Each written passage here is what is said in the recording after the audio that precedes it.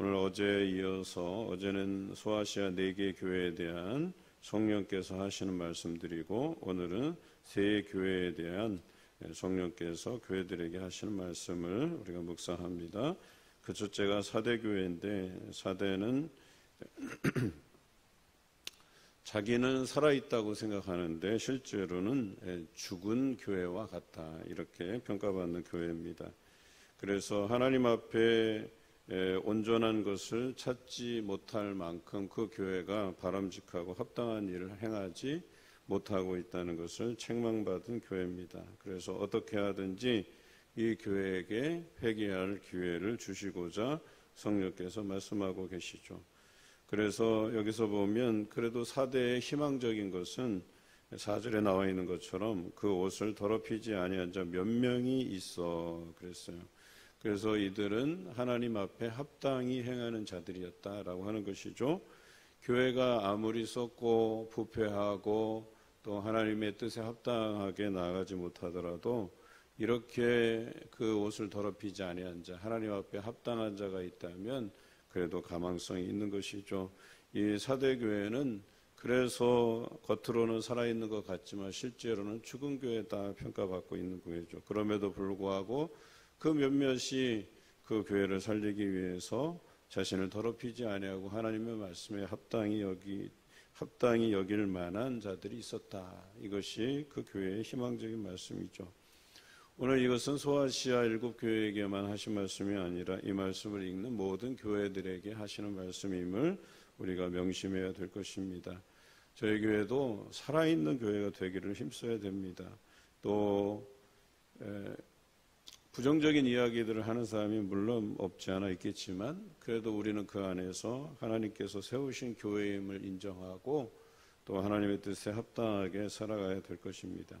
7절부터는 빌라델비아 교회에 보내는 말씀을 적어놓고 있습니다. 빌라델비아 교회는 소아시아 7교회 중에서 작고 능력이 그렇게 출중하게 있는 교회가 아니라는 평가를 받는 교회임에도 불구하고 그 능력에 비해서 자신의 일을 잘 감당하는 교회라고 이야기하고 있습니다. 그래서 8절에 보면 내가 작은 능력을 가지고도 내 말을 지키며 내 이름을 배반하지 아니하였다. 그러니까 작은 능력임에도 불구하고 주신 달란트대로 그것을 잘 감당하는 교회였고 뿐만 아니라 끝까지 그 믿음을 배반하지 않은 것이 오늘 이 빌라델비아가 칭찬받을 만한 교회가 된 것이죠. 어제 2장에서는 서머나 교회가 그런 어려움 중에서도 그 믿음을 잘 지키고 또 여러 가지 시험들을 잘 이겨내고 또 충성되이 일하면서 생명의 관을 주시겠다는 약속을 받은 교회였잖아요. 마찬가지로 빌라델비아 교회도 소아시아 7교회 중에서 서머나와 함께 적은 능력으로도 최선을 다한 교회, 또 믿음을 끝까지 지킨 교회라고 칭찬받은 교회입니다. 사실 이 빌라델비아라는 이름이 세계 곳곳에서 이 이름을 빌려서 쓰는 교회들이 많아요. 그만큼 교회의 정체성이라고 하는 거죠. 우리 교회는 어떻게 나갈 것인가에 대한 방향성이 이름에 달려 있거든요. 예전에는 그냥 우리 한국 교회 이름들을 그 지역 이름을 따거나 또 그 지역 이름에다 중앙 혹은 제일 이런 말을 써서 우리가 제일 크다, 우리가 중심이다 이런 단어들을 썼고 실제로 각 지역에 가보면 중앙교회 혹은 제일교회 이런 이름 쓰는 교회들이 또 크고 또 거기서 그런 역할들을 감당한 교회들이 굉장히 많아요. 그런데 이 빌라델비아 교회라는 이름을 쓴 데에는 우리 교회가 그렇게 영향력을 끼치면서 지역에서 중심교회로 자리 잡은 교회가 아니지만 그래도 하나님께서 맡기신 일들을 잘 감당하고 끝까지 믿음을 지킨 교회라는 그런 이 교회가 주는 이름의 브랜드, 명성, 정체성 이것을 담고 그 교회를 가져가고자 하는 그런 생각이 있는 것이죠. 우리 한국에서도 빌라델비아라는 교회가 꽤 있습니다. 우리 봉산교회도 이와 같이 빌라델비아 교회처럼 우리에게 주신 능력을 충분히 발휘하는 교회, 뿐만 아니라 믿음을 끝까지 지키는 교회가 되어서 하나님께 칭찬받고, 또 중요한 것은 우리가 그런 교회가 되었다 하더라도 11절에 나와 있는 것처럼 내가 가진 것을 굳게 잡아 아무도 내 면류관을 빼앗지 못하게 하라. 이 부분을 우리가 염두에 둘 필요가 있어요. 제가 전에 있던 교회에서는 목사님이 항상 강조했던 게 그거예요. 촛대를 옮겨가지 않도록 해야 된다라고 하는 이 말씀을 주로 하곤 했었어요. 촛대라고 하는 게 하나님께서 그 교회에게 이 지역을 위해서 감당하게 하신 그 역량들을 다른 교회에다 뺏기면 안 된다. 이런 측면에서 늘 강조하셨던 말씀이에요. 마찬가지로 오늘 11절 말씀도 우리에게 여운이 있는 것은 우리가 받은 그 면류관, 그것을 빼앗기지 않기 위해서 우리가 더 열심히 달려가야 된다는 거예요. 봉삼교회가 가진 118년의 역사, 그냥 역사만 오래되면 안 돼요. 거기에 걸맞는 우리 이 지역을 향한 역할, 그리고 믿음, 이것에 있어서 적어도 우리가 교회가 크고 작건 간에 상관없이 우리 교회가 가진 역량들을 충분히 발휘할 수 있는 교회, 뿐만 아니라 끝까지 믿음을 지킨 교회라고 하는 이 명성을 우리가 빼앗기지 말아야 된다라고 하는 것이죠. 그것이 우리에게 허락하신 그 면류관을 뺏기지 않는 방법이다. 오늘 이 말씀을 유념해서 들으시길 바랍니다. 마지막으로 라오디게아 교회에 대해서 말씀하고 있는데요.